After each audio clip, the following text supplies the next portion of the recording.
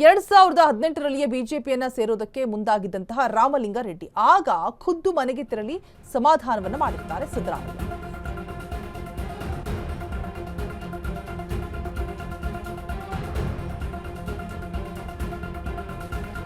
ಆಗ್ಲೂ ಕೂಡ ಸಿದ್ದರಾಮಯ್ಯ ಸಮಾಧಾನವನ್ನ ಮಾಡಿದ್ರು, ಈಗಲೂ ಕೂಡ ಸಮಾಧಾನವನ್ನ ಮಾಡ್ತಾನೆ ಇದ್ದಾರೆ. ಬಟ್ ಯಾವುದಕ್ಕೂ ಕೂಡ ಕ್ಯಾರೆ ಅಂತಿಲ್ಲ, ನೋ ವೇ ಅಂತ ಹೇಳ್ತಾ ಇದ್ದಾರೆ. 2023ರಲ್ಲೂ ಕೂಡ ಖಾತೆ ವಿಚಾರವಾಗಿ ಖ್ಯಾತಿಯನ್ನು ತೆಗೆದಿರ್ತಾರೆ ರಾಮಲಿಂಗಾರೆಡ್ಡಿ ಅವರು. 2018ರಲ್ಲೂ ಕೂಡ ಸಮಾಧಾನ ಮಾಡಿರ್ತಾರೆ.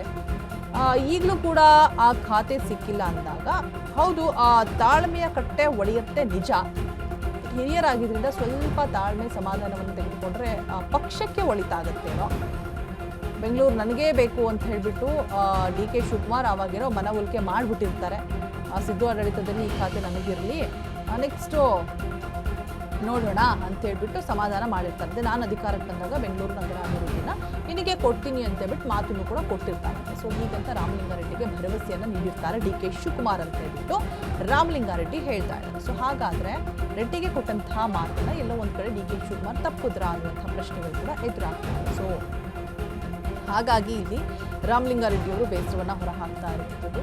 ಸೊ 2018ರಲ್ಲಿಯೇ ಅವ್ರಿಗೆ ಆಸೆ ಇತ್ತು, ಅಲ್ಲಿಂದ ಇಲ್ಲಿವರೆಗೂ ಕೂಡ ವೆಯ್ಟ್ ಮಾಡಿದ್ದಾರೆ. ಸೊ ಈಗಲೂ ಕೂಡ ನಿರಾಸೆ ಆಗ್ತಾ ಇದೆ ಅಂತ ಹೇಳಿದಂತಹ ಸಂದರ್ಭದಲ್ಲಿ ಪಕ್ಷವನ್ನು ತೊರೆಯುವಂತಹ ನಿರ್ಧಾರವನ್ನು ಸೊ ಹಾಗಾಗಿ ಮಾಡಿರುವಂಥದ್ದು. ಸಿದ್ದರಾಮಯ್ಯ ಸರ್ಕಾರದಲ್ಲಿ ಬೆಂಗಳೂರು ಖಾತೆಗೆ ರೆಡ್ಡಿ ಹೇಳ್ತಾ ಇರುವಂತಹ ಡಿಮ್ಯಾಂಡ್. 2023ರಲ್ಲಿ ರೆಡ್ಡಿ ಮನೆಗೆ ಮನವೊಲಿಕೆ ಮಾಡಿದಂತಹ ಡಿ.ಕೆ.ಶಿ ಸಹೋದರರು.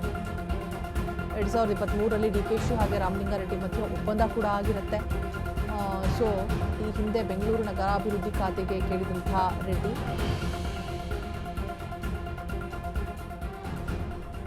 ಆದರೆ ಬೆಂಗಳೂರು ನನಗೆ ಬೇಕು ಅಂತ ಹೇಳ್ಬಿಟ್ಟು ಮನವೊಲಿಸಿರ್ತಾರೆ ಡಿ.ಕೆ.ಶಿ.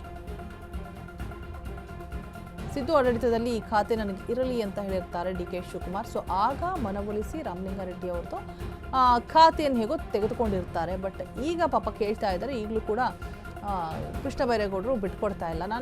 ನನಗೂ ಏನೋ ಎಕ್ಸ್ಪೀರಿಯನ್ಸ್ ಕಮ್ಮಿ ಇಲ್ಲ, ನನಗೂ ಕೂಡ ಗೊತ್ತಿದೆ, ನಾನು ಕೂಡ ಹಿರಿಯನೇ ಇದ್ದೀನಿ, ನಾನೇ ನಿಭಾಯಿಸ್ಕೊಂಡು ಹೋಗ್ತೀನಿ ಅಂತ ಹೇಳ್ಬಿಟ್ಟು ಈ ಕಡೆ ಕೃಷ್ಣ ಬೈರೇಗೌಡರು ಕೂಡ ಬಿಡ್ತಾ ಇಲ್ಲ. ಸೊ ಏನಾಗುತ್ತೆ ಈ ಜಿದ್ದಾಜಿದ್ದಿ ಎಲ್ಲಿಗೆ ಹೋಗಿ ನಿಲ್ಲತ್ತೆ ಅಂತ ಕಾದು ನೋಡಬೇಕು. ಪಕ್ಷವನ್ನು ತೊರೆಯುವಂತಹ ನಿರ್ಧಾರಕ್ಕೆ ಹೊಂದಿದ್ದಾರೆ. ಇದೆಲ್ಲವೂ ಕೂಡ ಬಿಜೆಪಿಗೆ ಒಂದು ರೀತಿಯಾಗಿ ವರದಾನವಾಗ್ತಾ ಇದೆ. ಮತ್ತೊಂದು ಕಡೆ ಹೈ ಲೆವೆಲ್ ಮೀಟಿಂಗ್ ಕೂಡ ಏರ್ಪೋರ್ಟ್ನಲ್ಲಿ ಆಯೋಜನೆ ಆಗಿದೆ. ಇವರನ್ನು ಹೇಗೆ ಸಮಾಧಾನ ಮಾಡಬೇಕು, ಜಾರ್ಜ್ನ ಆಗಿರ್ಬೋದು, ರಾಮಲಿಂಗಾರೆಡ್ಡಿನ ಆಗಿರ್ಬೋದು. ಮತ್ತೊಂದು ಕಡೆ ಸಿದ್ದರಾಮಯ್ಯಗೂ ಕೂಡ ದೊಡ್ಡ ತಲೆ ಬಿಸಿ ಆಗ್ತಾ ಇದೆ. ಇವರಿಬ್ಬರನ್ನ ಒಂದು ಸಮಾಧಾನ ಮಾಡೋದ್ರಲ್ಲೇ ಅವರು ಕೂಡ ಸಿದ್ದರಾಮಯ್ಯ ಕೂಡ ಮುಂದಾಗ್ತಾ ಇರುವಂಥದ್ದು. ಸೊ ಇನ್ನೇನು ರಾಹುಲ್ ಗಾಂಧಿ ಆಗಮಿಸ್ತಾರೆ, ಅವರು ಆಗಮಿಸೋದಕ್ಕಿಂತ ಮುಂಚೆ ಯಾವ ರೀತಿಯಾಗಿ ಇವರಿಗೆ ಸಮಾಧಾನವನ್ನು ಮಾಡಬೇಕು ಅನ್ನುವಂಥ ಒಂದು ಆಲೋಚನೆಯಲ್ಲಿ ಸಿದ್ದರಾಮಯ್ಯ ಕೂಡ ಇರುವಂಥದ್ದು. ಸೊ ಹೈ ಲೆವೆಲ್ ಮೀಟಿಂಗ್ ಕೂಡ ಆಯೋಜನೆ ಆಗಿರುವಂಥದ್ದು. ಒಂದಷ್ಟು ಮಾತುಕತೆ ಚರ್ಚೆಗಳು ಕೂಡ ಆಗ್ತಾ ಇದೆ. ಯಾವ ರೀತಿಯಾಗಿ ಸಮಾಧಾನ ಮಾಡಬಹುದು, ಯಾವ ರೀತಿಯಾಗಿ ಮನವೊಲಿಸಬಹುದು ಅನ್ನೋದ್ರ ಬಗ್ಗೆ ಕೂಡ ಸಿದ್ದು ಆಡಳಿತದಲ್ಲಿ ಈ ಖಾತೆ ನನಗಿರಲಿ ಅಂತ ಆಗಲೇ ಕೇಳಿರ್ತಾರೆ. ಸೊ ನಾನು ಅಧಿಕಾರಕ್ಕೆ ಬಂದಾಗ ಕೊಡ್ತೀನಿ ಅಂತ ಹೇಳ್ಬಿಟ್ಟು ಆಗ ಡಿ.ಕೆ. ಶಿವಕುಮಾರ್ ಭರವಸೆಯ ಮಾತನ್ನು ಕೊಟ್ಟಿರ್ತಾರೆ. ಸೊ ಹಾಗಾಗಿ ಈಗ ರಾಮಲಿಂಗಾರೆಡ್ಡಿ ಅವರು ಪಟ್ಟನ್ನು ಹಿಡಿದು ಕೂತಿರುವಂಥದ್ದು ನನಗೆ ಖಾತೆ ಬೇಕೇ ಬೇಕು ಅಂತ ಹೇಳ್ಬಿಟ್ಟು. ಆದರೆ ಮತ್ತೊಂದು ಕಡೆ ಕೃಷ್ಣ ಬೈರೇಗೌಡ ಅವರು ಕೂಡ ನನಗೂ ಏನು ಎಕ್ಸ್ಪೀರಿಯನ್ಸ್ ಕಮ್ಮಿ ಇಲ್ಲ, ನಾನು GBI ಎಲೆಕ್ಷನಲ್ಲಿ ಗೆಲ್ಲಿಸ್ತೀನಿ ಪಕ್ಷವನ್ನ ಅನ್ನುವಂಥ ಒಂದು ಭರವಸೆಯನ್ನು ಕೊಟ್ಟು ಯಾವುದೇ ಕಾರಣಕ್ಕೂ ಕೂಡ ನನ್ನ ಮೇಲೆ ಒತ್ತಡ ಬೀಳುತ್ತೆ ಅಂತ ನನಗೆ ಗೊತ್ತಿದೆ, ಆದರೂ ಕೂಡ ನಾನು ಬಿಟ್ಕೊಡೋದಕ್ಕೆ ರೆಡಿ ಇಲ್ಲ ಅಂತ ಹೇಳ್ಬಿಟ್ಟು ಈ ಕಡೆ ಕೃಷ್ಣ ಬೈರೇಗೌಡ ಕೂಡ ಬಿಟ್ಕೊಡ್ತಾ ಇಲ್ಲ.